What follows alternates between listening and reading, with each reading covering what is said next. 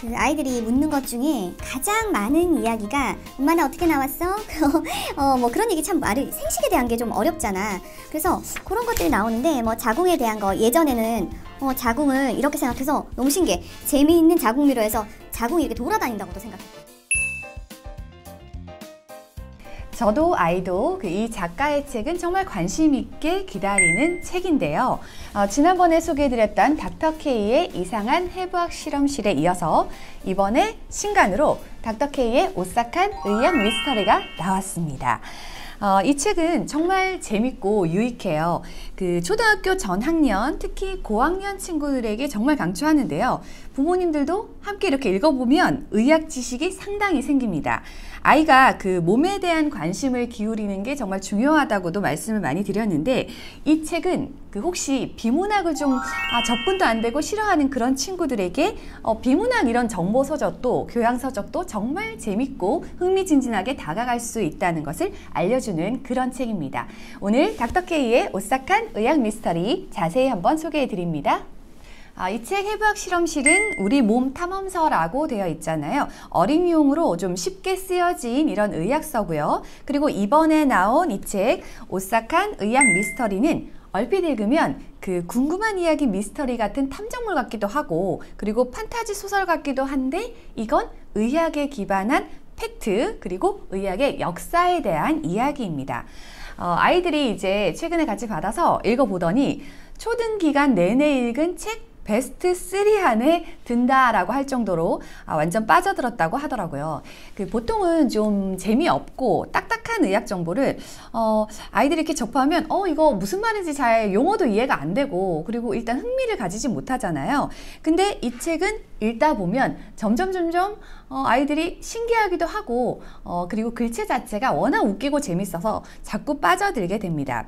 그 전작인 이상한 해부학 실험실을 아직 혹시 아이가 접해보지 못했다면 이번에 나온 오싹한 의학 미스터리 의학서를 먼저 의학 역사를 통해서 읽어보시고, 그 다음에 몸에 대한 지식을 요걸로 더 쌓으시면 더 좋습니다. 초등 5학년, 6학년에 보면 이제 교과 중에 다양한 생물과 우리 생활, 그리고 우리 몸의 구조와 기능 부분이 있는데요. 그 부분과도 연계가 되니까 한 초등 3, 4학년부터 읽어가시면 좋을 것 같습니다. 작가 애덤 케이는 산부인과 의사였어요. 그리고 지금은 강연가이자 코미디언, 그리고 세계적인 베스트셀러 작가이기도 합니다. 그냥 평범한 의사가 썼다면 이런 재미있는 책이 사실 나오기 어려웠을 것 같은데요. 워낙 글을 잘 쓰고 말도 잘하고 또 위트 있게 하시는 분이다 보니까 재미있는 어린이용 의학서가 나올 수 있었던 것 같아요. 이미 그 아마존 의학교육 베스트셀러 1위에도 오른 책인데요. 저도 읽으면서 의학 역사를 더 알고 싶었고, 의학서도 좀 더 깊이 있게 관심이 생기더라고요. 이렇게 두 권이 동시에 출간이 되어졌는데요. 1권의 경우에는 뇌와 그리고 혈액, 감염, 소화관, 피부, 폐에 대한 의학 역사가 이렇게 담겨 있고요. 그리고 이제 2권에서는 그 수술에 대한 부분, 그 다음에 생식, 간과 신장, 눈과 귀, 뼈, 유전해 등에서 의학 역사로 이렇게 구성이 되어져 있습니다. 의학서지만 이렇게 읽다 보면 자연스럽게 과학 이야기들이 많이 나와요. 그래서 과학과도 접목이 되고 노벨상 수상한 분들이 이야기들이 많이 나오는데, 그래서 의학자와 과학자에 대해서 관심 있게 좀 확장해서 아이들과 찾아보면 훨씬 좋습니다. 여러분들 히포크라테스 선언 아시죠? 의학의 아버지라 불리우는 고대 그리스 의사인데, 우리가 먹는 음식과 운동량이 건강을 유지하는 데 매우 중요하다는 사실을 최초로 발견을 했고, 그리고 내시경도 발명했죠. 뒤이어 아리스토텔레스는 논리학을 만들었고, 그리고 지구가 둥글다는 사실과 함께 500종의 동물에게 이름을 붙였다라고도 나와 있습니다. 고대부터 현대에 이르기까지 질병과 싸워서 인류 역사가 어떻게 계속 희생하면서 그리고 새로운 발견들을 해왔는지, 지금은 어떻게 이루어져 가고 있는지 의학에 대한 모든 정보가 담겨 있습니다.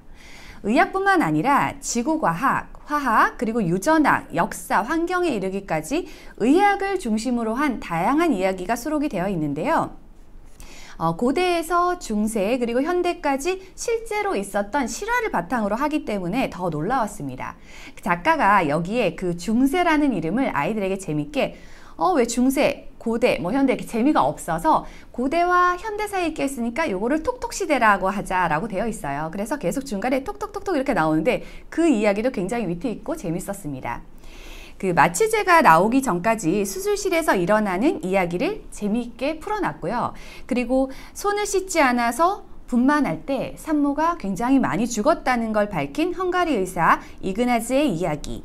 그리고 혈액형을 몰랐던 시절에는 수혈을 하다가 수많은 사람이 죽게 되었는데 그런 얘기들도 나와 있고, 또 우연히 이제 그냥 여행을 간다고 방치해둔 어떤 물건들에서 곰팡이가 생겼고 그 곰팡이 물질들이 발견을 하고 그 곰팡이 물질이 바로 페니실린으로 항생제가 만들어졌다. 이런 얘기들이 다채롭고 흥미롭게 의학적인 역사적 사건과 이야기들을 통해서 어쩌면 판타지 소설보다 좀 더 흥미롭게 풀어져 있습니다. 여기 천연두에 대한 이야기들이 나오는데요. 천연두는 요즘에는 거의 걸리지 않는 질병이 되었지만 아주 오래전부터 정말 많은 사람의 생명을 앗아간 그런 질병이잖아요. 1700년대 천연두가 유럽 전역을 휩쓸 때 수억 명의 목숨을 잃었다고 해요. 이때 1796년 에드워드 제너라는 의사가 우두를 앓는 사람을 찾았어요. 우두는 뭐냐면 소가 이렇게 옮기는 병 중에 좀 가벼운 병 중 하나인데 이 병을 앓았던 사람만 그 천연두에 걸리지 않았다는 걸 알게 됐거든요. 그래서 그 우두를 앓는 사람의 물집에서 이렇게 고름을 짜서 8살 아이에게 주사를 했더니 그 아이가 천연두에 걸리지 않았는데 이게 바로 그 백신이 되었습니다. 아이들이 그 독감 백신 맞는 것과 같은 원리라서 이렇게 함께 설명해 주니 이해가 빨리 되더라고요. 여기 이제 책을 보면 사실 일러스트가 정말 기가 막힌데요. 글도 무척 재밌고 위트가 있지만 일러스트 역시 아이들의 호기심을 마구 자극해 줍니다.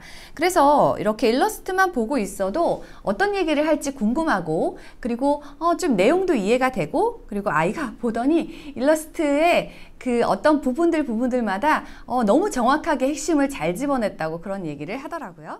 아이들 어렸을 때부터 그 장난감으로 청진기 장난감 좀 많이 가지고 놀지 않았나요?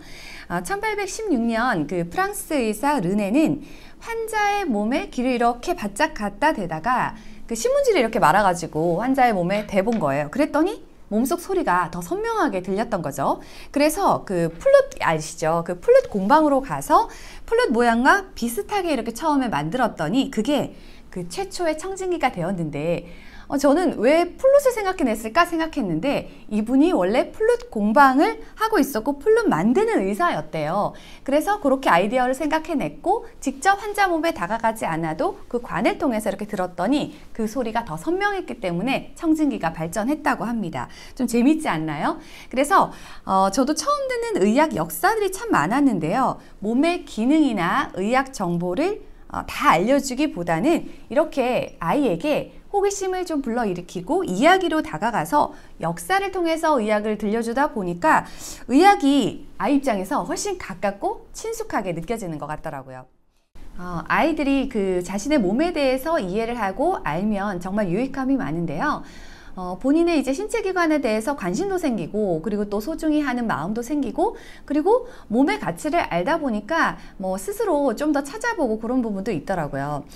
저는 이 책을 통해서 아이들이 좀 의학 정보에 쉽게 다가갈 수 있고, 그리고 왜곡되어 있는 다양한 의학 지식 같은 것들도 본인이 판단해서 이런 정보들은 좀 잘못된 거구나 라는 것들을 정확하게 인식하고 갔으면 좋겠고요. 그걸 통해서 아이가 건강한 몸과 정신을 갖기를 바랍니다.